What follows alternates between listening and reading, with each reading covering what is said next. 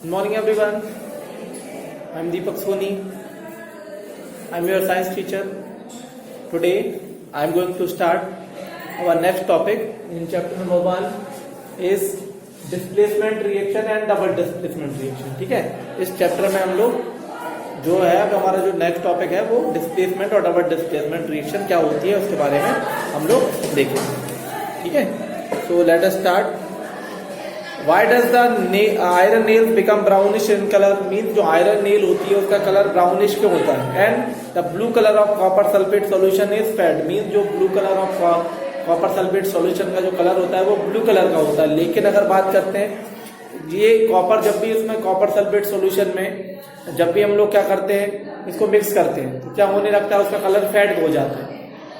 तो जब भी हम लोग कॉपर सल्फेट सॉल्यूशन में अगर हम लोग आयरन को मिक्स कर देंगे तो क्या हो जाएगा, तो जो कॉपर सल्फेट सॉल्यूशन का कलर है वो फेड हो जाएगा. ठीक है, तो हम लोग इसको क्या कर सकते हैं, कुछ फॉलोइंग रिएक्शन के थ्रू भी देख सकते हैं कि क्या होता है. फॉलोइंग रिएक्शन मींस Fe जब भी क्या किसके साथ रिएक्शन करेगा, reaction with CuSO4.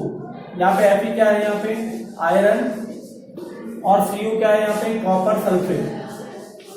Copper sulphate, तो आयरन जब भी कॉपर सल्फेट के साथ रिएक्शन करेगा to form iron sulphate plus copper. ठीक है, तो आयरन सल्फेट और ये कॉपर में कन्वर्ट हो जाएगा.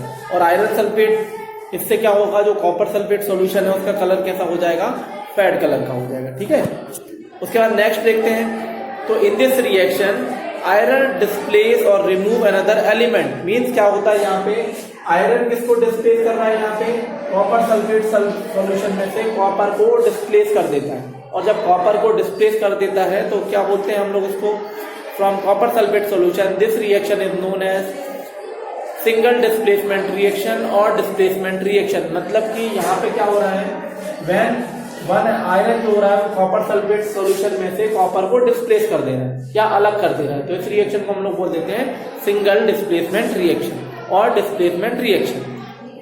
Other example of displacement reactions are zinc sulphate. ठीक है, zinc react with copper sulphate. Mean जब भी जिंक हमारा कॉपर सल्फेट के साथ रिएक्ट करते हैं तो क्या होता है, जिंक सल्फेट प्लस सी.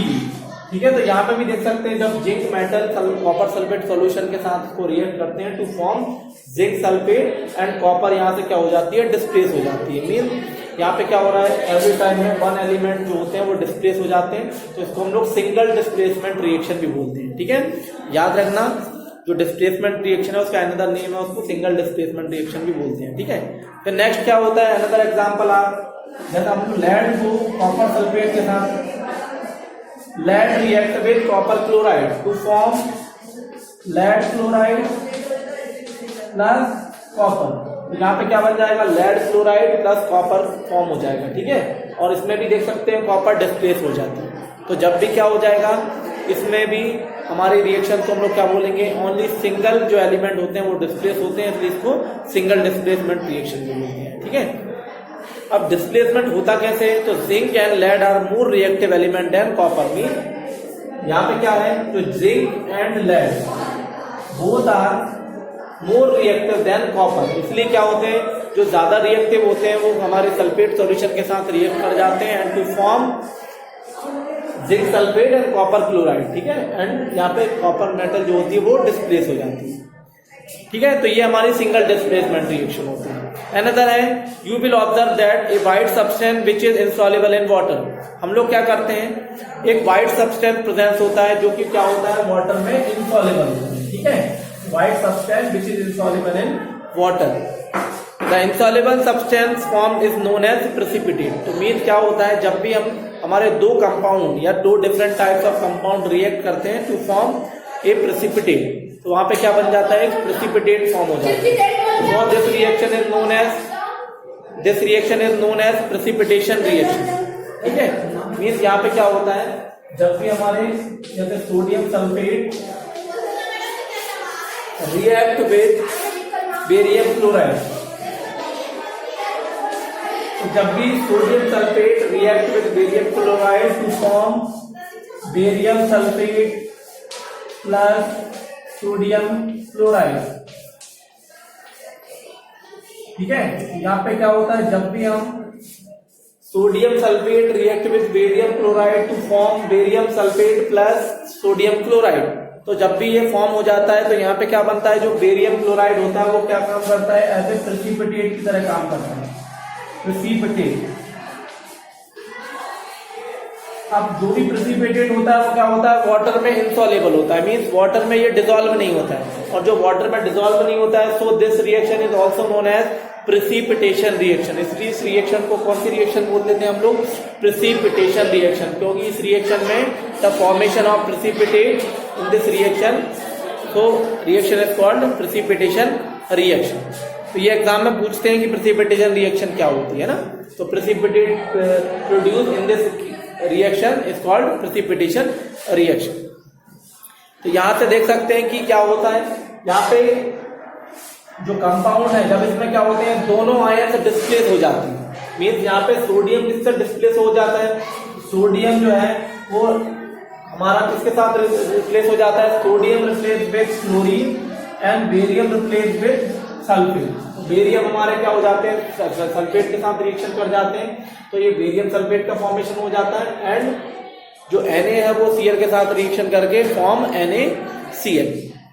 ठीक है, तो यहाँ पे हमने देखा कि हमारी जो डिस्प्लेसमेंट रिएक्शन क्या होती है और डबल डिस्प्लेसमेंट रिएक्शन क्या होती है ना। तो सिंगल डिस्प्लेसमेंट में हमने देखा कि जब भी जो भी हमारे मोर रिएक्टिव एलिमेंट जो होते हैं वो डिस्प्लेस कर देते हैं, हमारे जो लेस रिएक्टिव एलिमेंट उसको डिस्प्लेस कर देते हैं, तो उससे जो रिएक्शन फॉर्म होती है उसको हम लोग सिंगल डिस्प्लेसमेंट रिएक्शन बोलते हैं। और इस टाइप के एग्जांपल देखे, जैसे कि जिंक जो है सल्फेट के साथ रिएक्शन करता है तो जिंक सल्फेट का फॉर्मेशन होता है, और अगर कॉपर सल्फेट है वो अगर उसको लेड के साथ रिएक्शन कर देते हैं तो किसका फॉर्मेशन होता है, लेड सल्फेट प्लस यहाँ पे कॉपर डिस्प्लेस हो जाता है। ठीक है, तो ये सारी रिएक्शन जो होती है वो सिंगल डिस्प्लेसमेंट होती है। और डबल डिस्प्लेसमेंट में क्या होता है, to form any precipitate when two different type of compound react to form a precipitate in this reaction, so this reaction is known as precipitation reaction। ठीक है, तो इसमें हमने यही देखा कि डिस्प्लेसमेंट रिएक्शन क्या है और प्रेसिपिटेशन रिएक्शन क्या होती है। ठीक है, नेक्स्ट जो टॉपिक रहेगा वो हमारा रहेगा ऑक्सीडेशन और रिडक्शन क्या होता है। ठीक है, तो ऑक्सीडेशन और रिडक्शन जो होते हैं based on the principle of when oxygen react with a substance to oxidize and then reduce। ठीक है, तो ये टॉपिक को हम लोग क्या करेंगे, नेक्स्ट क्लास में ले लेंगे कि ऑक्सीडेशन क्या होता है एंड रिडक्शन क्या होता है। साथ में उसी क्लास में हम लोग some amount of rancidity and corrosion के बारे में डिस्कस कर लेंगे, जो कि यहाँ से एग्जाम में जो कुछ इंपॉर्टेंट क्वेश्चन होते हैं वो अराइज होते हैं। ठीक है student, so that is sufficient for today's class, and we will meet in our next class with next topic. So thank you so much.